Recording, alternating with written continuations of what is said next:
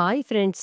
మేము మీ పద్మావతి మురళీకృష్ణ మిమ్మల్ని మా కల్చరల్ సోల్ ఇండియా యూట్యూబ్ ఛానల్‌కి ఆహ్వానిస్తున్నాం. ఇంతకుముందు మా వీడియోలో చెప్పినట్లుగానే మేము చూసి వచ్చిన మహాకుంభమేళా విశేషాలను, అక్కడి మా అనుభవాలను మీతో షేర్ చేసుకుంటున్నాం. కుంభమేళాకి వెళ్ళాలనుకునే భక్తులు ఏ రకమైన సందేహాలు, భయాలు లేకుండా వెళ్ళవచ్చు. ప్రయాగ్రాజ్‌లో కుంభమేళా కోసం ప్రభుత్వం చేసిన ఏర్పాట్లు చాలా చక్కగా ఉన్నాయి. అన్ని ఘాట్ల దగ్గర పడవల మీద సెక్యూరిటీ ఏర్పాటు చేశారు. ప్రయాగ్రాజ్ నుంచి కుంభమేళా సిటీలోకి రావటానికి గంగానది మీద 30 పాంతోన్ బ్రిడ్జెస్ ఏర్పాటు చేశారు. యాత్రికుల సౌకర్యార్థం ఎక్కడికక్కడ పోలీసులు, సిఆర్‌పి స్టాఫ్ కాపలా కాస్తున్నారు. అక్కడికి వెళ్ళటానికి ప్రయాణ సన్నాహాలు, వసతి సదుపాయాలు ముందుగా చేసుకుంటే సరిపోతుంది. వసతి గృహాల కోసం ప్రముఖ ట్రావెల్ ఏజెన్సీస్‌ని, గవర్నమెంట్ వెబ్‌సైట్స్‌ని వాడటం క్షేమం. ప్రయాగ్రాజ్‌లో చలి ఎక్కువగా ఉంది కనుక అందుకు తగిన దుస్తుల్ని తీసుకెళ్లటం మర్చిపోకండి. కుంభమేళాని ప్రత్యక్షంగా చూడటానికి వెళ్ళలేని భక్తుల కొరకు మేము చూసిన కుంభమేళా విశేషాలను వీడియోల రూపంలో మీకు సవివరంగా అందిస్తాము. ఆ వీడియోలను చూస్తే కుంభమేళాకి వెళ్ళి వచ్చిన అనుభూతి మీకు కలుగుతుంది. వీడియోలను చూశాక మీ ఫీడ్‌బ్యాక్‌ని కామెంట్స్ రూపంలో పెట్టండి. ఈ వీడియోస్‌ని లైక్ చేసి మీ బంధుమిత్రులకి తప్పక షేర్ చేయండి. మా ఛానల్‌ని సబ్స్క్రైబ్ చేయటం మర్చిపోకండి. జనవరి 12 ఉదయానికే ప్రయాగ్రాజ్ చేరుకోవటానికి వీలుగా హైదరాబాద్ నుంచి లక్నో వరకు మేము ఫ్లైట్ టికెట్స్ బుక్ చేసుకున్నాం. అందరూ అయోధ్య మీదుగానో, వారణాసి మీదుగానో ప్రయాగ్రాజ్ చేరుకోవటానికి ఏర్పాట్లు చేసుకుంటుంటే మేము లక్నో మీదుగా ప్రయాగ్రాజ్ ఎందుకు వెడుతున్నామన్న అనుమానం మీకు రావచ్చు. కుంభమేళాకి వచ్చే భక్తులందరూ ప్రయాగ్రాజ్‌కి అయోధ్య నుంచి గానీ, వారణాసి నుంచి గానీ వెళ్ళటానికి ఏర్పాట్లు చేసుకుంటారని మేము ముందుగా భావించాము. అందువల్ల ఆ మార్గంలో భారీగా ట్రాఫిక్ జామ్స్ ఉంటాయనే అంచనాతో మేము లక్నో నుంచి ప్రయాగ్రాజ్ వెళ్ళటానికి ఏర్పాట్లు చేసుకున్నాం. జనవరి 12 ఉదయాన్నే హైదరాబాద్ ఎయిర్‌పోర్ట్ చేరుకొని ఉదయం 4:30కి లక్నో వెళ్ళే ఫ్లైట్ ఎక్కి ఉదయం 6:30కి లక్నో చేరుకొని టాక్సీలో ఆలంబాగ్ బస్ టెర్మినల్‌కి చేరుకున్నాం. ఆలంబాగ్ బస్ టెర్మినల్‌లో ప్రయాగ వైపుకు ఖాళీగా వెళ్తున్న బస్సులను చూడగానే మా అభిప్రాయం నిజమని తేలింది. ఉదయం 8 గంటలకు బయలుదేరే వోల్వో బస్సు ఎక్కి ప్రయాగ్రాజ్ బస్టాండ్‌కి మధ్యాహ్నం 12 గంటలకు చేరుకున్నాం.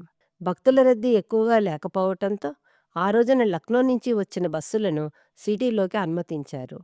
కుంభమేళా మొదలవగానే అంటే 13వ తారీఖు నుంచి లక్నో నుంచి వచ్చే బస్సులను పాపామువా అనే చోట ఏర్పాటు చేసిన బస్టాండ్‌లో ఆపేశారని తిరుగు ప్రయాణంలో మాకు తెలిసింది. ప్రయాగ్రాజ్ బస్టాండ్ బయట నిలబడి ఉన్న ఒక ఆటో అతను ₹200 ఇస్తే మేము చెప్పిన అడ్రస్‌కు తీసుకువెడతానని చెప్పాడు. ఆ అడ్రస్ అక్కడికి ఎంత దూరం ఉందో మాకు తెలియకపోవటంతో అతని ఆటో ఎక్కాం. 5-6 కిలోమీటర్లు వెళ్ళాక పోలీసులు ఏర్పాటు చేసిన బారికేడ్స్ దగ్గర ఆటో ఆపేసి నడుచుకుంటూ వెళ్ళమన్నాడు. చాలామంది అక్కడి నుంచి సామాన్లు మోసుకుంటూ నడుస్తున్నారు. ఏమి చెయ్యాలో తెలియక మేము కూడా మా సూట్ కేసుల్ని లాక్కుంటూ కొద్ది దూరం నడిచాం. అక్కడే ఉన్న పోలీసుని అడిగితే మేము వెళ్ళబోయే క్యాంప్ 67 ఏ సెక్టర్లో ఉందో చెప్పమన్నారు. క్యాంప్ ఆర్గనైజర్ని అడిగితే సెక్టర్ 22 అని చెప్పాడు. గూగుల్ మ్యాప్స్లో ఆ క్యాంప్ అక్కడికి 9 కిలోమీటర్ల దూరంలో ఉందని తెలుస్తోంది. అక్కడికి ఎలా వెళ్ళాలి? ఆటోలు, టాక్సీలు కూడా అక్కడి నుంచి వెళ్ళటం లేదు. మేము అలా నిలబడి ఉండగా ఒక యువకుడు స్కూటీ మీద వచ్చి మా ముందర ఆగి మమ్మల్ని మేము చెప్పిన అడ్రస్‌కి తీసుకువెడతానని అన్నాడు. అంత చిన్న బండి మీద మా ఇద్దరిని, మాతో పాటు ఉన్న 2 సూట్ కేసుల్ని అతడు ఎలా తీసుకువెళ్తాడో మాకు అర్థం అవ్వలేదు. కానీ అతడు తప్ప మాకు ఇంకో ఆధారం కనబడలేదు. సూట్ కేసుల్ని అతను తన కాళ్ళ మధ్యలో పెట్టుకొని మమ్మల్ని వెనకాల కూర్చోమన్నాడు. నేను మధ్యలో కూర్చుంటే మురళి నా వెనక సర్దుకు కూర్చున్నారు. ఎక్కడ చూసినా జనం గుంపులు గుంపులుగా నడుచుకుంటూ సంగమం కేసి పెడుతున్నారు. మన ఎదురుగా కచ్చప ద్వారం కనిపిస్తుంది కదా. కుంభమేళా జరిగే ప్రాంతం అంతా ఇలాంటి ద్వారాలు ఎన్నో నిర్మించారు. నడుచుకుంటూ వెళ్ళేటప్పుడు ఈ ద్వారాలను జాగ్రత్తగా గుర్తుపెట్టుకోవాలి. లేకపోతే దారి తప్పిపోయే ప్రమాదం ఉంది. రోడ్డు మీద పెద్ద పెద్ద స్టీల్ ప్లేట్స్ పరిచి ఉండటంతో ప్రయాణం కుదుపులు లేకుండానే సాగుతోంది. కుంభమేళా కోసం గంగానదికి యువతల ఒడ్డున 40 ఎకరాలలో ఒక పెద్ద పట్టణాన్ని నిర్మించారు. ఆ ప్రదేశమంతా సెక్టర్స్‌గా విభజించారు.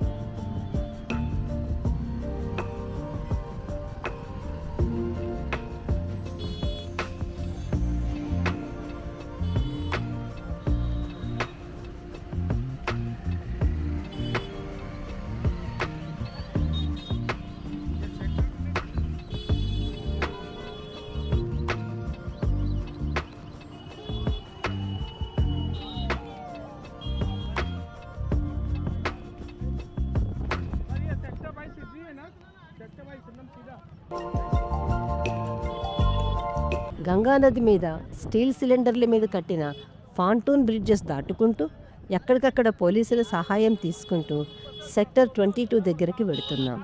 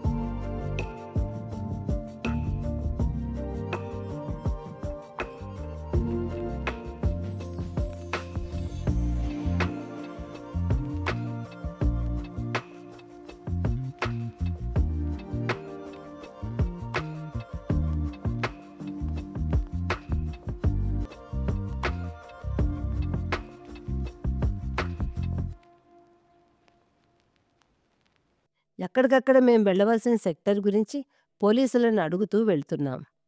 మేము వెళ్ళవలసిన సదాఫల్ ఆశ్రమం సెక్టర్ 28లో ఉందని అక్కడ పోలీసులు చెప్పటంతో ఆసిఫ్ మమ్మల్ని అక్కడి దాకా తీసుకెళ్ళటానికి ఇంకా ఎక్కువ డబ్బులు ఇవ్వవలసి వస్తుందని చెప్పాడు. నిజానికి టూర్ ట్రావెల్స్ వాళ్ళు ఇచ్చిన అడ్రస్‌లో సెక్టర్ నంబర్ ఇవ్వకపోవటంతో మేమిన్ని కష్టాలు పడవలసి వచ్చింది. ఆసిఫ్ సమయానికి రాకపోతే తెలియని ప్రదేశంలో మేము సామానుతో సహా ఈ 9 కిలోమీటర్ల దూరం నడవవలసి వచ్చేది.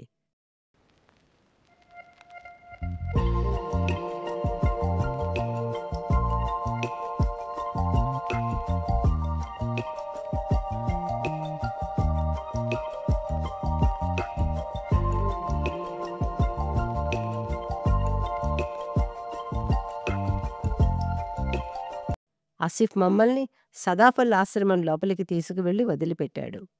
మేము వెళ్ళవలసిన క్యాంప్ 67 అక్కడికి ఇంకా 3 కిలోమీటర్ల అవతల ఉందని, అక్కడ సదుపాయాలు పూర్తి అవ్వలేదు కనుక తాత్కాలికంగా ఆశ్రమంలో ఒక డార్మెటరీలో ఉండమని క్యాంప్ 67 మేనేజర్ అడిగాడు.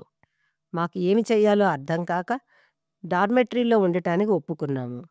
మాలాగే క్యాంప్ 67 బాధితులు ఇంకో 10 మంది అదే రూములోకి వచ్చి వాళ్ళ కష్టాలు చెప్పుకున్న తర్వాత మరో దారి లేక మేము కూడా అదే డార్మెటరీలో సర్దుకున్నాం. 144 సంవత్సరాల తర్వాత వచ్చిన ఈ మహాకుంభమేళాని చూడగలగటం మా అదృష్టం అనే చెప్పాలి. కుంభమేళాలో మా క్యాంపుకి ఎలా చేరుకున్నామో చూస్తే ఇక్కడి పరిస్థితులు ఎలా ఉంటాయో మీకు అర్థమవుతుంది. అవసరం పడ్డప్పుడు అత్యవసర సహాయం ఎక్కడికక్కడ దొరుకుతుందని మేము అనుభవపూర్వకంగా తెలుసుకున్నాం. కుంభమేళాలో మేము చూసిన విశేషాల గురించి మరిన్ని వీడియోలు మీ ముందుకు తీసుకువస్తాం. ఆ విశేషాలను తెలుసుకోవటానికి మా కల్చరల్ సోల్ ఇండియా యూట్యూబ్ ఛానల్‌ని మీరు సబ్స్క్రైబ్ చేసుకోండి.